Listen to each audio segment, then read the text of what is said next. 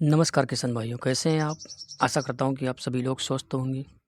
किसान भाइयों, आजकल खेती में बढ़ता हुआ खर्च, लागत खर्च, घटता हुआ उत्पादन सभी किसानों की समस्या का केंद्र बिंदु है। हम सभी जानते हैं कि प्रतिवर्ष हमारा खेती में लगने वाला खर्च बढ़ता जा रहा है, उत्पादन कम होता जा रहा है। ये समस्याएं पूरे भारतवर्ष में है। रासायनिक खादों के बढ़ते हुए दाम, उसके बाद रासायनिक कीटनाशकों के बढ़ते हुए दाम, इससे सभी किसान त्रस्त हैं। इसके लिए क्या एक सरल सुलभ उपाय किया जाए, उसी के विषय में आज मैं आपसे बात करने वाला हूँ। हम देखते हैं कि हमारी भूमि में, मिट्टी में कार्बन कितना महत्वपूर्ण है, कार्बन का कितना प्रतिशत होना चाहिए, कार्बन क्यों आवश्यक है, इसके बारे में मैं आपको बता रहा हूँ। कार्बन कैसे बनाया जाता है। तो कार्बन की उपस्थिति मिट्टी में लगभग 1% होनी चाहिए, लेकिन आज रासायनिक खाद, रासायनिक दवाओं के अंधाधुंध उपयोग से हमारी मिट्टी में सूक्ष्म जीवों खत्म हो गए हैं, जिसके कारण जीवाश्म ईंधन नहीं बन पा रहा है और जिसके कारण हमारे मिट्टी में कार्बन की कमी होती जा रही है। कार्बन एक महत्वपूर्ण तत्व है जो ज़मीन में हुमस का निर्माण करता है और फसल उत्पादन में महत्वपूर्ण भूमिका निभाता है। अब हम कार्बन को ज़मीन के अंदर कैसे पहुँचाएँ? ऐसे कौन से साधन हैं जिससे कि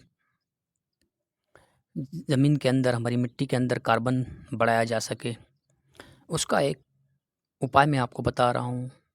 इसको कहते हैं बायोचार। बायोचार अर्थात चारकोल, कोयला, जो लकड़ी एवं अन्य प्रकार के ईंधन के जलने के बाद जो कोयला बनता है, उसका उपयोग यदि हम मिट्टी में करें तो हमारी मिट्टी की कार्बन प्रतिशत की मात्रा बढ़ेगी और हमारा उत्पादन निश्चित रूप से बढ़ेगा और खेती में आने वाले खर्च हमारे कम होंगे। बायोचार का उपयोग खाद्य एवं कृषि संगठन के अनुसार वर्ष 2050 में विश्व की जनसंख्या 9.2 मिलियन हो जाएगी। इस बढ़ती आबादी की खाद्य आवश्यकताओं को पूरा करने के लिए वैश्विक कृषि उत्पादन में 70% की वृद्धि की ज़रूरत पड़ेगी। इसके लिए उपलब्ध सीमित क्षेत्रफल जो है हमारे पास, उसी में कुछ बदलाव करके हमें उत्पादन बढ़ाना होगा।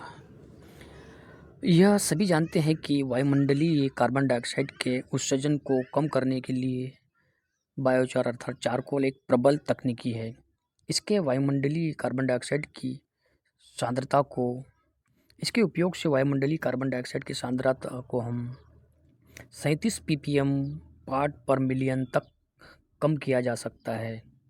इसके अलावा बायोचार के उपयोग से भूमि में उपस्थित रोगजनक सूक्ष्म जीवों को भी दूर भगाया जा सकता है या कम किया जा सकता है। मिट्टी में भारी तत्वों की विषाक्तता में भी कमी लाई जा सकती है। मिट्टी में बायोचार के उपयोग के अनेक लाभ हैं।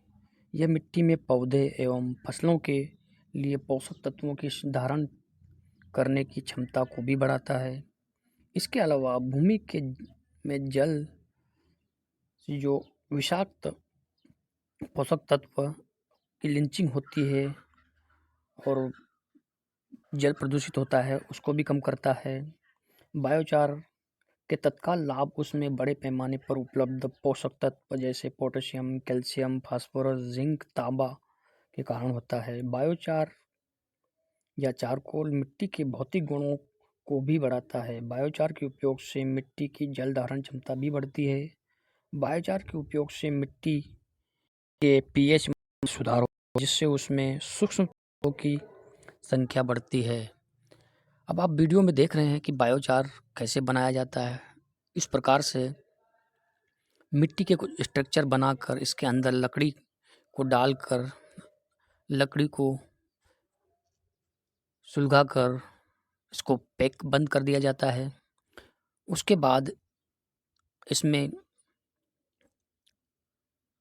ऑक्सीजन की अनुपस्थिति में इस बायोचार का निर्माण होता है, जो बाद में भूमि में इस्तेमाल करने से भूमि में महत्वपूर्ण जैविक, रासायनिक एवं भौतिक परिवर्तन होते हैं, जिससे कि किसान का लागत खर्च कम होता है एवं उत्पादकता में वृद्धि होती है।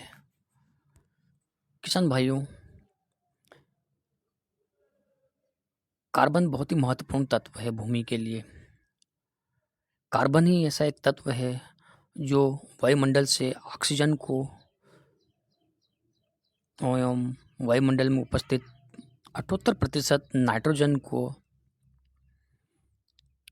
खींचकर भूमि के अंदर उपस्थित करवाता है, जिससे कि उत्पादकता में वृद्धि होती है। किसान भाइयों, इस विधि को आप अपना कर, आप वीडियो में देख रहे हैं इस तरह से आप भी बनाकर इसको अच्छे तरीके से पीस कर अपनी भूमि में इसका इस्तेमाल करें, तो आप देखेंगे इसका चमत्कारिक परिणाम आपको देखने को मिलेंगे। तो इस वीडियो को अंत तक देखें। अच्छा लगा हो तो लाइक करें, सब्सक्राइब करें और अपने दोस्तों को शेयर करें। धन्यवाद।